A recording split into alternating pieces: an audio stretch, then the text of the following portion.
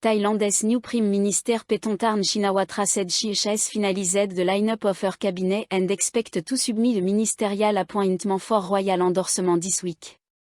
All candidates have been vetted after a lengthy process, and the list of 35 ministers will be submitted as soon as this week, Ms. Paetongtarn told reporter on Monday.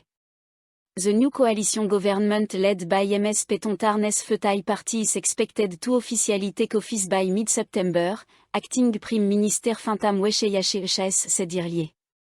Ms. Paetongtarn became Prime Minister on August 16, after Pheu Thai's Srettha was disqualified for ethic violation by a court ruling after less than a year in power. L'autorité des autoroutes de Thaïlande, EXAT, a lancé des audiences publiques sur 4 options de tracé pour le pont proposé reliant le continent à la populaire île de Koh Chang, dans la province de Tra. Le gouverneur adjoint de l'EXAT, Katpachon Udontampakde, a déclaré qu'il y avait 4 options pour le pont. Elles impliquaient 3 emplacements possibles sur le continent à Tra et 4 sur l'île, 3 à Ban Dan Mae et 1 à Ban Klong Son. Les 2 premières options commenceraient toutes deux au point kilométrique 0,85 de l'autoroute 3156, dans le village de Ban Nong Pru, district de la Mngop. La première option aurait une longueur de 9,82 km et atteindrait l'île au point kilométrique 8,55 de la route 10026, à Ban Dan Mae. La deuxième option ferait 9,95 km de long et atteindrait l'île au point kilométrique 6,75 de la route 10026, également à Ban Dan Mae. La troisième option, de 5,90 km de long, commencerait au point kilométrique 2,84 de la route 4006, à Ban Tamachalam, dans le district de la Mngop, et atteindrait l'île au point kilométrique 5,30 de la route 10026, à Ban Dan Mae. La quatrième option, de 5,59 km de long, débuterait au point kilométrique 3,50 de la route 4006, à Ban Tamachalam, et atteindrait l'île au point kilométrique 1,90 de la route 10026, à Ban Klong Son. Les 4 options de pont seraient surélevées et suffisamment hautes pour permettre un passage aisé des navires, et arriveraient sur l'île dans des zones faiblement peuplées. Le pont n'aurait pas d'impact sur les coraux et les herbiers marins près de l'île. La construction du nouveau pont est prévue pour débuter en 2029, avec une ouverture en 2033. Le candidat indépendant Wiwa Nitikancana a été réélu dimanche président de l'organisation administrative provinciale, PAO, de Ratchaburi, battant son adversaire du Parti du Peuple, Sherat Sakisarapong. Selon les résultats non officiels publiés lundi par la PAO de Ratchaburi et la commission électorale après le dépouillement de 91% des votes, M. Wiwa a obtenu 242 297 voix, tandis que M. Sherat en a recueilli 175 353. Le taux de participation a été de 67%. M. Wiwa, le président sortant, s'est présenté en tant qu'indépendant, bien qu'il soit supposé avoir bénéficié du soutien du parti Palam Pracharat, qui avait remporté 3 des 5 sièges de députés de la province lors des élections générales de l'année dernière. Ce scrutin était perçu comme un test de la popularité du Parti du Peuple lors des élections locales.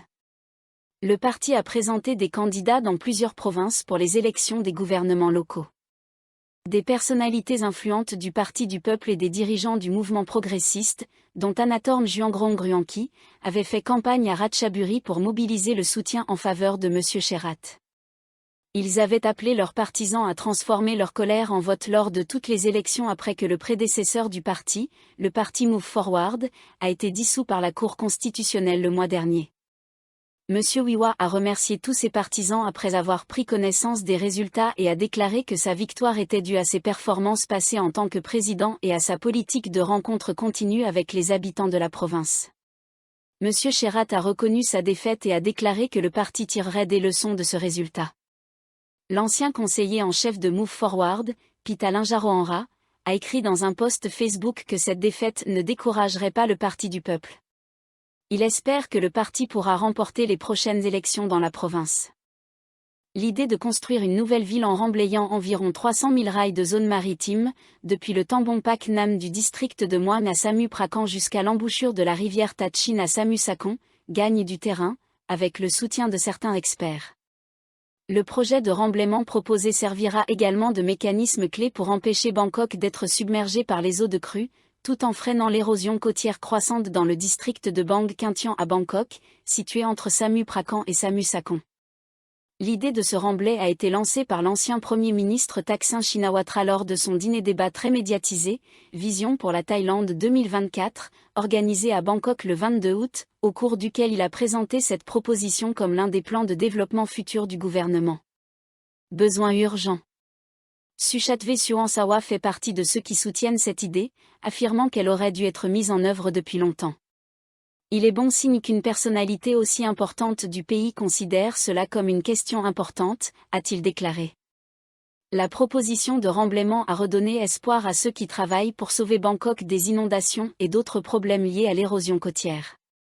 Monsieur Suchatve, expert en génie civil, est un ancien président de l'Institut de technologie King Mongkut de l'Adkraban et président de l'Institut d'ingénierie de Thaïlande.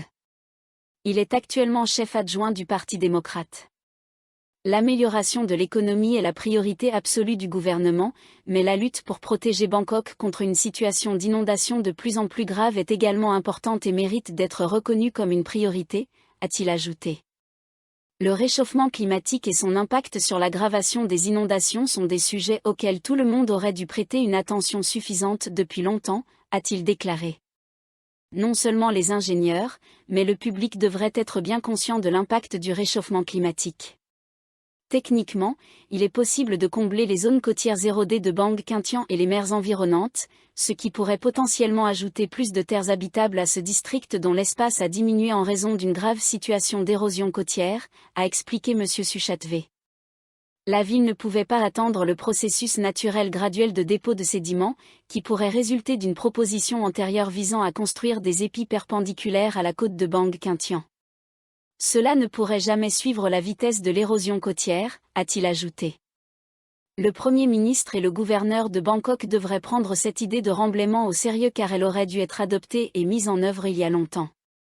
Plus de 2 kilomètres de terre côtière ont déjà été érodés, a-t-il déclaré. L'idée a été proposée à la mairie il y a longtemps, a-t-il dit, mais il n'en a plus entendu parler depuis. Des bâtons de bambou ont été adoptés comme matériaux utilisés pour construire des brise-lames, même s'ils ne sont pas assez solides pour cet usage, a-t-il dit. Ce bambou devient normalement un déchet marin 1 à 2 ans après avoir été mis en place. L'autorité métropolitaine de l'électricité avait précédemment fait don de poteaux en béton à la BMA pour les utiliser dans la construction de brise-lames également, mais ces poteaux n'étaient pas non plus une solution idéale, bien qu'ils soient plus solides que le bambou, a-t-il ajouté. La plantation de mangroves supplémentaires n'était pas non plus une solution, a-t-il dit. En plus du problème de l'érosion côtière, l'intrusion marine est devenue un problème sérieux dans certaines parties de Bangkok, y compris Bang Kolaem, Silom, Satong et Phra Nakhon, a-t-il déclaré. Les ménages de ces zones trouvent parfois que l'eau du robinet a un goût légèrement saumâtre, ce qui témoigne du problème de l'intrusion marine, a-t-il dit. Leçon de Singapour. Le professeur associé Tontamrong Nawazazawat, doyen adjoint de la faculté des pêches de l'université KZSAR, a également soutenu l'idée de remblaiement. Il a déclaré que si l'environnement pouvait être protégé, le plan pourrait fonctionner.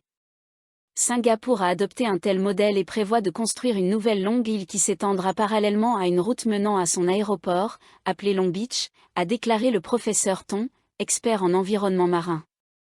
Cependant, cela ne peut pas être entièrement mis en œuvre même en 5 ou 10 ans, car un budget substantiel et un engagement vraiment fort sont nécessaires, a-t-il dit.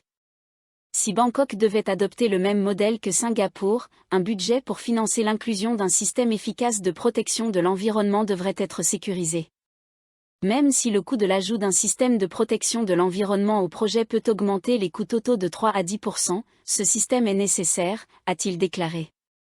Si le projet est mis en œuvre sans un système de protection de l'environnement crucial, de nouveaux problèmes surgiront, les créatures marines qui habitent normalement les zones du littoral disparaîtront.